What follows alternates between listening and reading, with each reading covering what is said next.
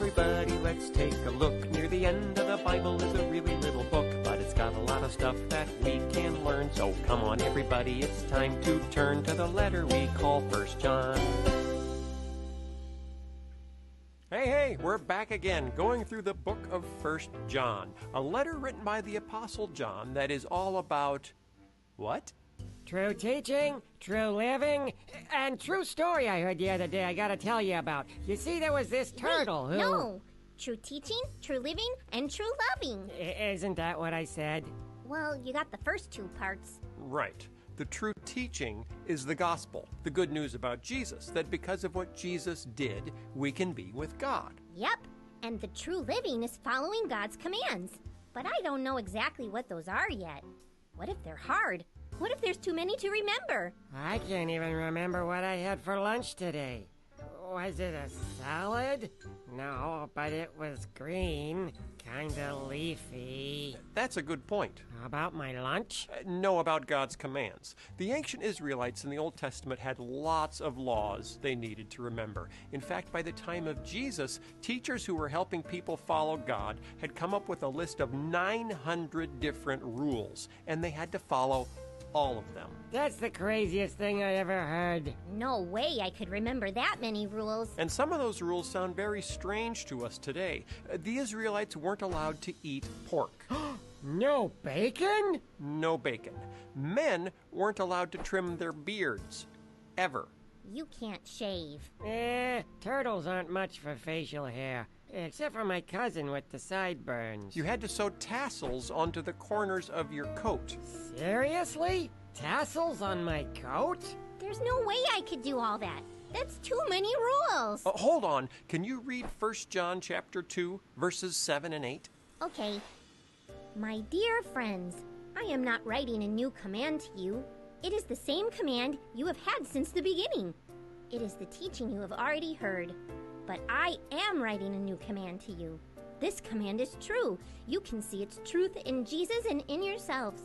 The darkness is passing away, and the true light is already shining. I'm not writing a new command. I am writing a new command. Sounds like John is a little confused. No, he's not confused. He's saying, in the olden days, you had a command, a very simple command from God, and Jesus has brought this simple command back again. Maybe it got lost in all those hundreds of rules, but Jesus says it's actually the command that really matters. The beard trimming thing? Nope. Love. Read verses 9 to 11. Someone says, I am in the light, but if he hates his brother, he is still in the darkness. Whoever loves his brother lives in the light, and there is nothing in him that will cause him to do wrong. But whoever hates his brother is in darkness. He lives in darkness and does not know where he is going. The darkness has made him blind. It's all about love? Someone once asked Jesus of all the Old Testament rules, which one is the most important? And Jesus said, love God and love your neighbor. That's what is important to God.